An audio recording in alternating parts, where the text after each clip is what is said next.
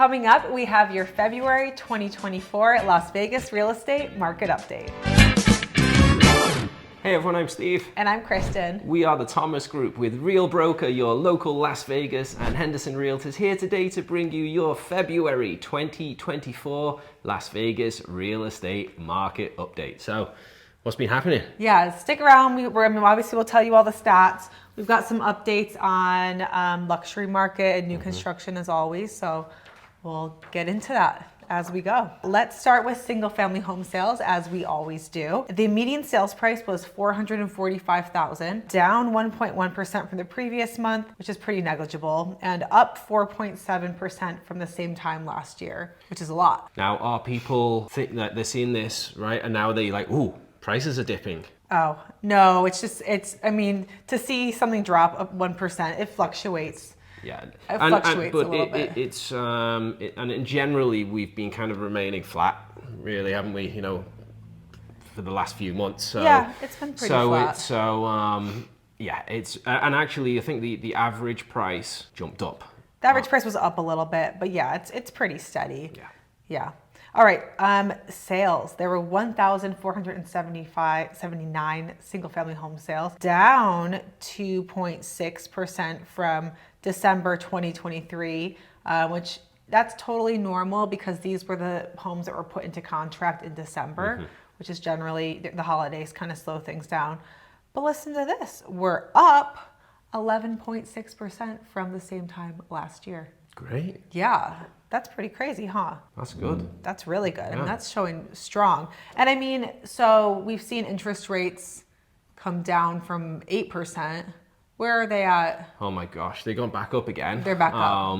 As we record this, the CPI data is released, and as we've been saying, it hasn't been looking very favorable.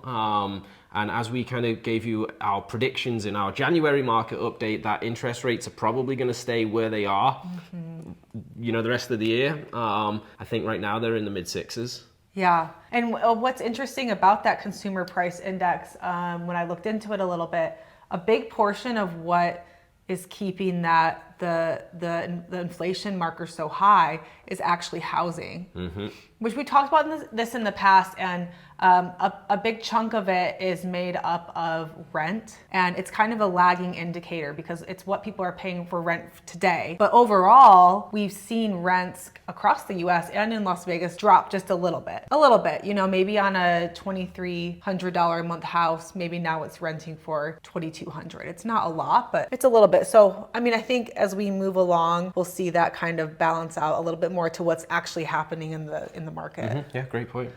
Okay, thank you. Great point. Okay.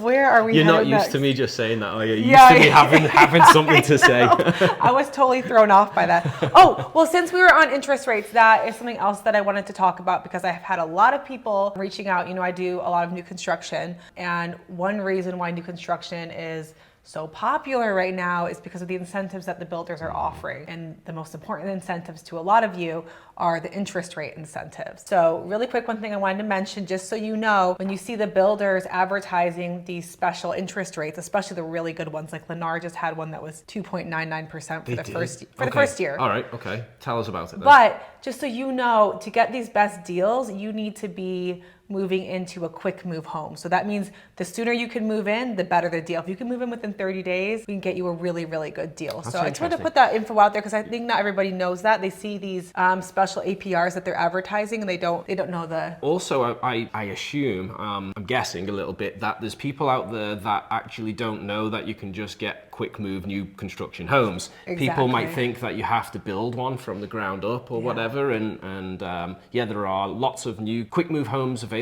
for different reasons, right? So after Great that, value. like 2.99%, like give us an example. What happens after that first year? Then I think it went up to 3.99 the second year, and then you were at a fixed 5%. So that one you have fixed 5 after that 30 years. Yeah, you had to close by the end of February. So by the time this gets out, unless you've got cash, you can close. But if you've got cash, you can't close that fast. Well, So can. Yeah, you can. You can Well, close then you wouldn't. you can close Well, in 5 days. No, I know, but you wouldn't you wouldn't be financing if you were buying cash. Oh, right. All right. Yeah, But yeah. they're continuously putting out new incentives. So if interest rate, like if your monthly payment, which that is the most important thing to most people, if that's the most important thing to you, let's look at quick move homes together. So you can reach out. All my info's on the screen here, and I'm extension 2 for Kristen. All right, moving on. We talked about sold. Let's talk about number of new listings. Up 62.1% from December are new listings. Wow. Which is normal. I mean, December. Is it 62%? It's But just maybe because not it's quite relative. that much. Yeah, Because exactly. we got such a few amount of listings, it sounds like a large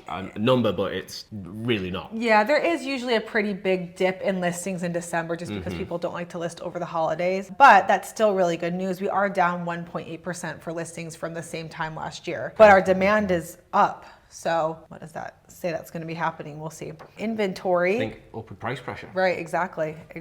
There was 3,551 single family homes available for sale, down 5.7% from the previous month and down 34.8% from the same time last year. Wow. I'm interested in when you're going to get to the condos. Yeah.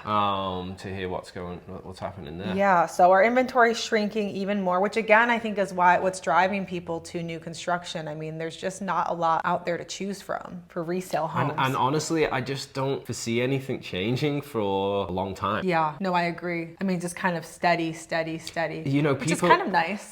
like I was talking to a general contractor, and he was telling me that they've seen an uptick in their business because now people that would have previously maybe sold their home aren't looking at doing that because there's nothing out there that they can find, on the interest rates are too high. So now they're just putting money into their home to remodel it, to whatever needs to be done. Oh, it makes so much sense. Yeah, we talked about that, converting our loft maybe into like an office space. Right. Another bedroom. Yeah, I mean, it just makes total sense when you've got this low interest rate. And then people are going to be happier, right? And they'll stay longer in their homes. Exactly. So, yeah, that's a great point, Steve. Okay, before I get into the last thing, pending sales. Oh, yeah.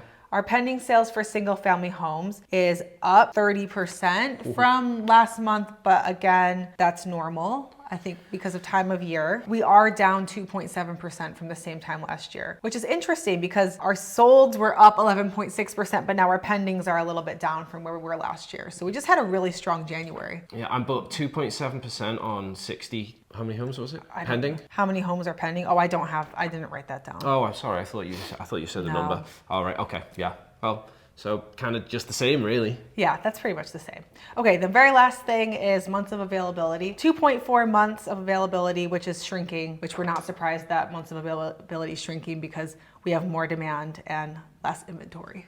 All right, condos and townhomes. Or should we talk about luxury really fast before we move on? Yeah, let's do it. Let's talk about luxury. Luxury sales, as we've been talking about, is growing rapidly in Las Vegas, and that's any sale over 1 million. We had a very strong start to our year. Last month, we sold 102 homes over 1 million. Same time last year, we only sold 72. And I was looking at that data from 2014. Yeah. So from 2014 to today, basically it started off in 2014 at like 10 or 12 sales in January over 1 million. Yeah. And then it kind of was like 10, and then 2015, 12, and it was kind of remaining around that. And then it's just been growing and growing. So yeah, luxury market's doing great. We've talked about, oh, sorry, I just cut you off. No, I was just saying, if you own a luxury home out here in town, like when Kristen and I first moved here and we were selling real estate in McDonald Highlands, you could get an incredible home on the golf course,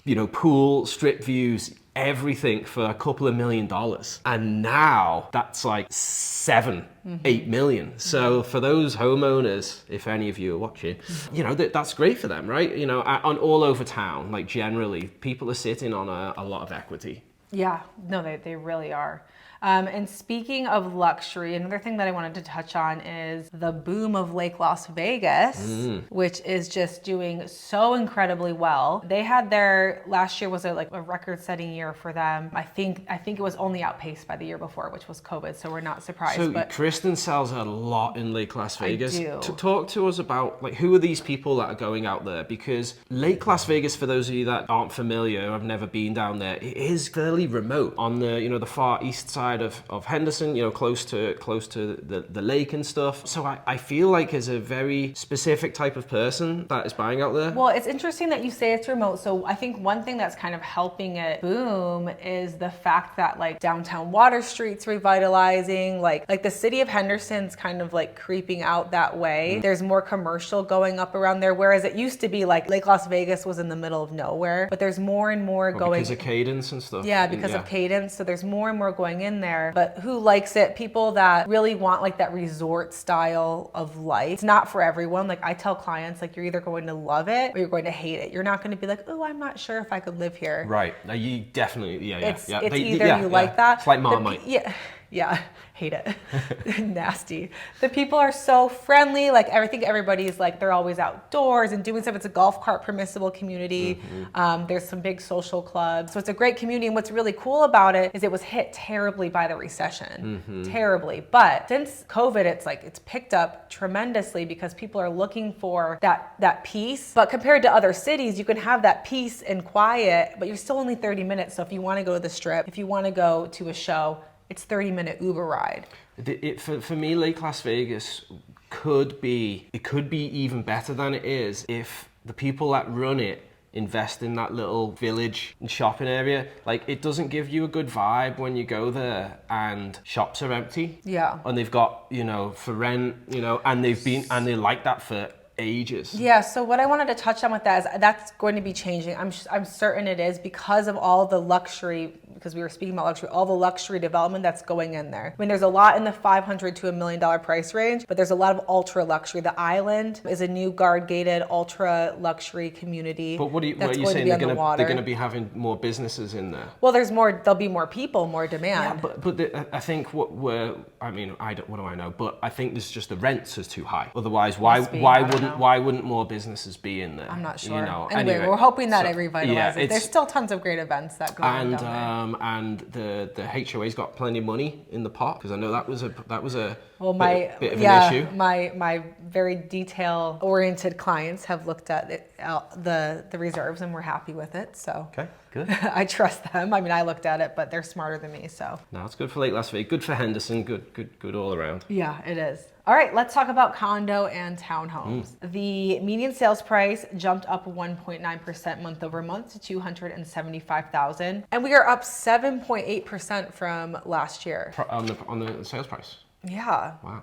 That's a lot. Well, I mean, it's not. What's single families? Up 4.7. I mean, considering they say that a normal healthy appreciation is 3%, and like people were literally putting out videos last year, like the Las Vegas housing market is crashing. yeah, it's on fire. Like, how is it crashing when the prices have gone up 7.8%? Right. I'm salty anyway.